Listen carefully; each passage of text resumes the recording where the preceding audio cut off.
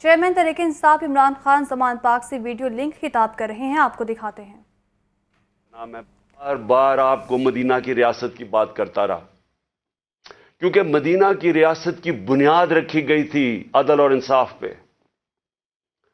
جو میرے نبی صلی اللہ علیہ وسلم نے اس قوم کو اٹھایا تھا، دو سپر پاور تھیں، تب بھی دو بڑی بڑی طاقتیں تھیں، آدھی دنیا دونوں طاقتوں کی نیچے تھی۔ ادھر سے ان لوگوں کی حیثیت ہی نہیں تھی، ان کو میرے نبی صلی اللہ علیہ وسلم نے دنیا کی امامت کروائی، لیکن بنیاد رکھی عدل اور انصاف پہ۔ قانون کے سامنے سب ایک برابر۔ فرمایا کہ میری بیٹی بھی اگر جرم کرے گی تو اس کو سزا ملے گی۔ اور پھر جو آج پاکستان کے حالات ہیں، انہوں نے آج سے 1500 سال پہلے تقریباً کہہ دیا تھا کہ وہ قومیں جو طاقتور کے لیے ایک قانون بناتی ہیں اور وہ جرم کرتے ہیں ان کو نہیں پکڑتی اور صرف کمزوروں کو جیلوں میں ڈالتی ہیں، وہ تباہ ہو جاتی ہیں۔ یہ میرے نبی نے 1500 سال پہلے کہہ دیا تھا۔ اور آج میں یہ جو آج میڈیا آپ کے سامنے آیا ہوں، آپ کو یہ بتانے کے لیے کہ جس طرح ہم نماز میں کہتے ہیں نا کہ اللہ ان کے راستے پہ لگا جن کو نعمتیں بخشیں، ان کو نہیں جو تباہی کے راستے پہ نکل گئے۔ یہ ہم 5 وقت کی نماز میں مانگتے ہیں۔ آج ہم ادھر کھڑے ہیں۔ ایک طرف ہے اللہ کی نعمتوں کا راستہ، مشکل راستہ ہے لیکن انسان کی عظمت کا راستہ ہے۔ دوسری طرف تباہی کا راستہ ہے، جس طرف ہم یہ جو موجودہ سیٹ اپ ہے یہ لے کے جا رہا ہے۔ میرے پاکستانی ہوئے یاد رکھیں، میں وہ خوش قسمت انسان ہوں، 70 سال جس کی عمر ہے، اللہ مجھے سب کچھ دے بیٹھا ہے۔ کوئی اتنا خوش قسمت نہیں، میں اس کا بار بار شکر ادا بھی کروں تو وہ کافی نہیں ہے۔ کسی انسان کو اس ملک میں اللہ نے اس طرح کی عزت نہیں دی۔ حکومت سے انہوں نے سازش کے تحت مجھے باہر نکالا تو آپ لوگوں نے لاکھوں کی تعداد میں سڑکوں پہ نکلے۔ کس پرائم منسٹر کو آج تک اس طرح کی عزت ملی؟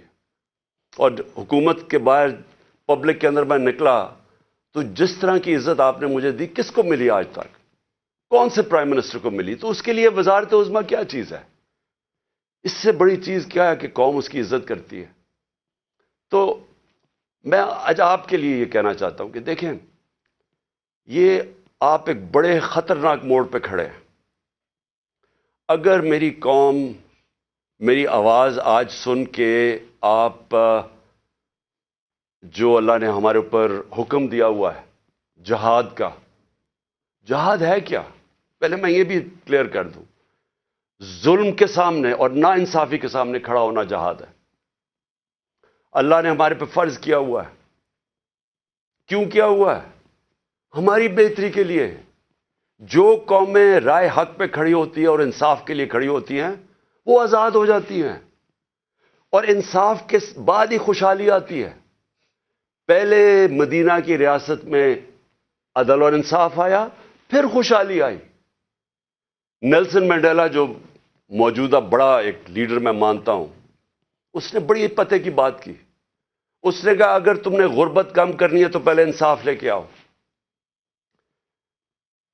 چائنا نے دنیا کی تاریخ میں کبھی کسی قوم نے غربت کم نہیں کی جو چائنا نے کی ہے۔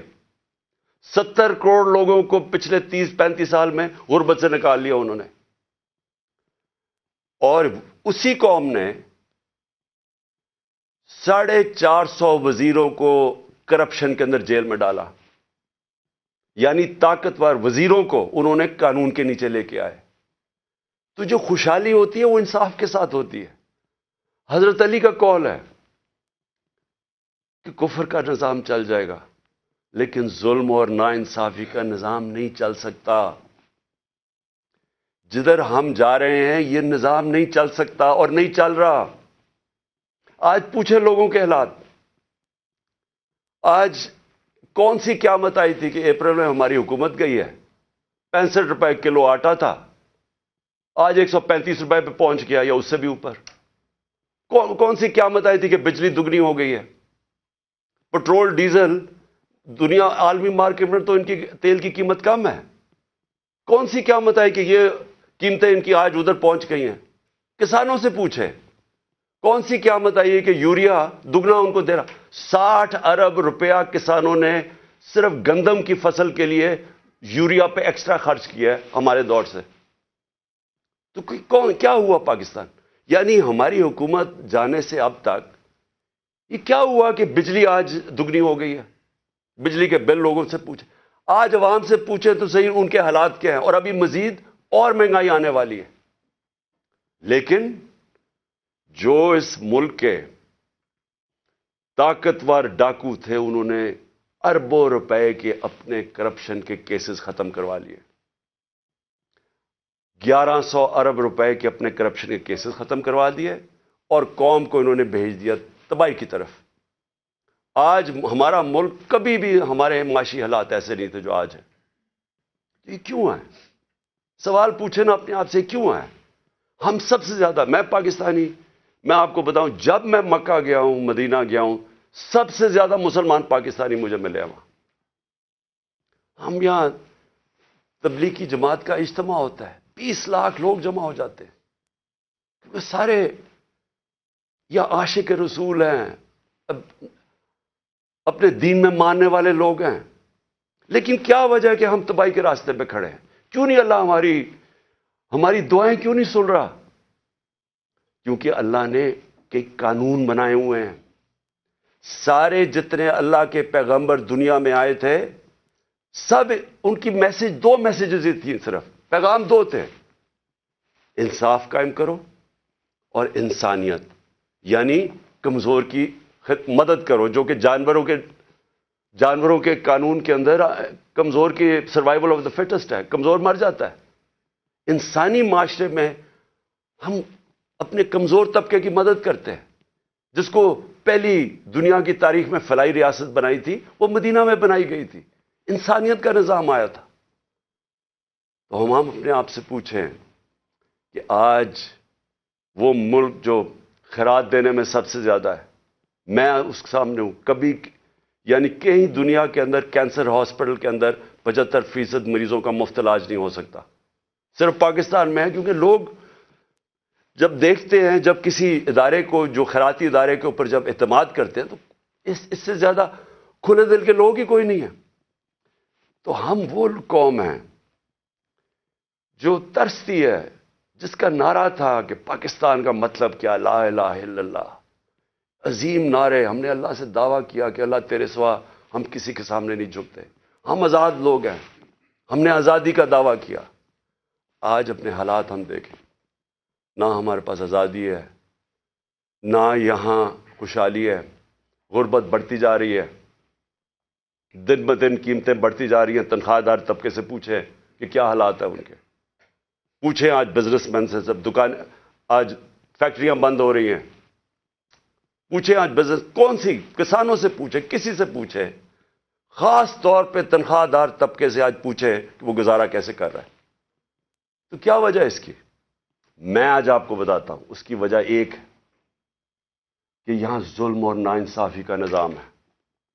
میرے نبی صلی اللہ علیہ وسلم نے کہہ دیا تھا 1500 سال پہلے کہ طاقتور اگر چوری کرے تو آپ اس کو این آر او دے دیں، اور بیچارے غریب لوگ جیلوں میں جائیں، اور پھر سمجھیں کہ اللہ ہماری دعائیں قبول کرے گا. اور اس لیے جہاد اس نے ہمیں کہا ہے کہ ظلم کے سامنے کھڑے ہو، ناانصافی کو قبول نہ کرو.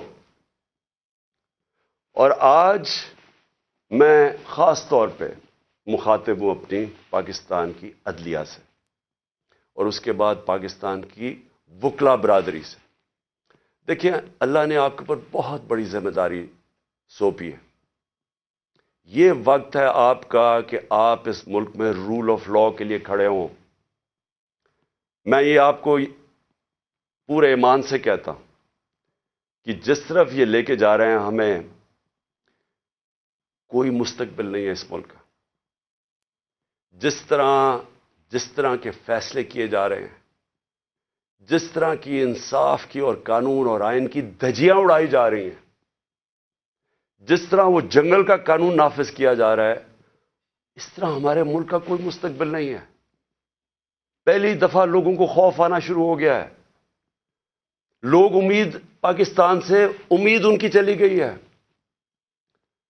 8 لاکھ لوگ ہمارے ساتھ 8 مہینے میں پروفیشنلز، وہ طبقہ جو ایک ملک کی جان ہوتا ہے، وہ چھوڑ کے چلا گیا ہے. باہر لوگ سرمایہ کاری کے لیے نکل گئے ہیں کیونکہ امید جانی شروع ہو گئی ہے. تو اس لیے میں اپنے معزز عدلیہ، اپنے ججز سے اور اپنی وکلا کمیونٹی سے میں آج آپ سے خاص طور پہ آج اپیل کر رہا ہوں اپنے ملک کی خاطر. میں پھر سے ریپیٹ کرتا ہوں کہ اللہ نے عمران خان کو جو دے دیا ہے، میں اپنی خوابوں میں بھی نہیں سوچتا تھا کہ وہ مجھے اس طرح کی عزت دے گا. اور انسان کیا چاہتا ہے دنیا میں؟ عزت ہی چاہتا ہے. انسان کے پیسے بناتا ہے عزت کے لیے، پاور میں آتا ہے عزت کے لیے. تو جب اللہ نے اتنی عزت دے دی ہے تو مجھے اور کیا مل سکتا ہے؟ میں صرف اس وقت آپ سب کے لیے کھڑا ہوں. میری جو ساری جد و جہد ہے وہ آپ کے لیے، اور آپ کو اس کے لیے سب کو کھڑا ہونا پڑے گا. میں سارے پاکستانیوں کو کہہ رہا ہوں، آپ اگر آج نہ کھڑے ہوئے، میں آپ کو یقین دلاتا ہوں کہ آگے اندھیرا ہے. میری آواز کیوں بند کرنے کی کوشش کی جا رہی ہے؟ کیوں وہ پولیس یہ فواد چودھری کو کیوں پکڑا ہے؟ کون سا جرم کیا اس نے؟ کوئی مجھے جمہوریت میں بتائے کہ یہ جرم ہوتا ہے کہ جو اس نے اس کو منشی کہہ دیا، اس کو چیف الیکشن کمیشن. کبھی اس کے اوپر بھی کسی جمہوریت میں پکڑا جاتا ہے؟ اعظم سواتی کا کیا قصور تھا؟ کیا اس نے کہہ دیا کہ جناب ایکس آرمی چیف نے NRO 2 دے دیا؟ تو یہ سینیٹر ہے، اس کی رائے ہے. یہ باقی اس ملک کی اکثریت سمجھتے ہیں کہ ٹھیک ہے. اس کو ننگا کر کے، تشدد کر کے، پھر وہ گندی ویڈیو، اور پھر اس کو پکڑ لیا، 30 FIR کاٹ دی. شہباز گل، ارشد شریف، جو ارشد شریف کی خبریں آتی ہیں کہ کس طرح اس سے کیا گیا. کیا بچہ جانتا ہے پاکستان میں کہ ارشد شریف جیسا خوددار، دیانتدار، کریڈیبل، ایک محب وطن شاید ہی کوئی صحافی آیا ہو. اس سے جو کیا ہے، اور یہ جو میرے اوپر قاتلانہ حملہ کس لیے کیا گیا؟ میں نے کون سا جرم کیا تھا؟ اور اس کے اوپر ابھی میں آتا ہوں جب میں باقی چیزیں بھی آپ کو سامنے رکھتا ہوں. لیکن میں آج اپنی قوم کو کہہ رہا ہوں کہ دیکھیں، آپ کا مستقبل آپ کے ہاتھ میں ہے. آپ ہیں اللہ کے بعد اس ملک کے وارث. آپ کو اپنی تقدیر اپنے ہاتھ میں لینی پڑے گی. یہ میرا وعدہ ہے کہ جب تک میں زندہ ہوں میں اس ملک کے لیے سٹرگل کروں گا. میں کیوں سٹرگل کروں گا؟ کیونکہ میں کبھی نہیں بھولتا کہ بچپن سے مجھے بتایا گیا ہمارے بڑوں نے کہ تم خوش قسمت ہو، تم آزاد ملک میں پیدا ہوئے ہو. وہ ہمارے بڑے سارے غلام ہندوستان میں پیدا ہوئے تھے. بچپن سے یہ ہمارے میں ڈالا گیا کہ یہ کتنا خوش قسمت سارے میری جنریشن کہ ہم تو ایک آزاد ملک میں پیدا ہوئے. میں کبھی بھی جب دنیا میں باہر گیا، کرکٹ کھیلی، بڑا ٹائم گزارا ہے، پروفیشنل کرکٹ کھیلتا تھا، کبھی میرے ذہن میں یہ نہیں آیا کہ میں پاکستان کے علاوہ کسی اور ملک میں رہ سکتا ہوں. اور میں ابھی بھی جتنی میری باقی زندگی ہے اس ملک کے لیے، میں آپ کو یقین دلاتا ہوں کہ نہ مجھے کوئی جیل سے ڈر ہے. موت میں نے اپنے اتنے قریب سے دیکھی ہے کہ اتنے قریب سے دیکھی ہے. مجھے پورا اللہ پہ اعتماد ہے. میں لا الہ الا اللہ پہ ماننے والا انسان ہوں. جب اس کا فیصلہ ہوگا، قرآن شریف کے اندر آپ پڑھ لیں، آپ نہ آگے ہوتا ہے ٹائم، نہ پیچھے ہوتا ہے. اس لیے مجھے کوئی فکر کسی کی نہیں ہے. اور مجھے کوئی یہ جو ہر وقت جیل لے کے جانے لگے ہیں، مجھے اس سے کوئی فکر نہیں ہے. اور نہ ہی میں آپ سب کو کہتا ہوں آپ کو یہ جیل سے ڈرنا نہیں چاہیے. جیل کا ڈراوے، جی جیل میں ڈال دیں گے، ڈال دیں.